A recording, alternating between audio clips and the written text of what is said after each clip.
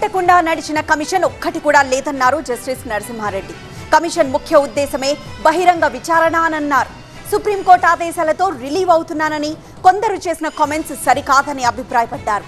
అహంకారంతో వ్యవహరించే వారికి కాలమే సమాధానం చెబుతుందన్నారు. ప్రెస్ కాన్ఫరెన్స్ పెట్టకుండా నడిచిందని ఒకరు చూపించండి. పెట్టిందే అందుకయ్యాది. ఇంకా నా మీద కంప్లైంట్స్ వచ్చినాయి. ఇంకా ప్రెస్ వాళ్ళ దగ్గర నుంచి మీరు ఏం చెప్తలేరు, మాకు ఏం చెప్తలేరని. నేను దానిలో రఫ్గా వాళ్ళు నేను అక్కడ ఏంది చూసినాను. రఫ్ ఎస్టిమేట్ ప్రకారం ఇంత అంటున్నారు, ఏది సబ్ క్రిటికల్కు ఇంత తేడా వస్తుంది అంటున్నారని చెప్పి వాళ్ళు ఏం చెప్పినారు అని అంటున్నారని చెప్పినారు. నేను ఐఎమ్ ఫీలింగ్ రిలీవ్డ్.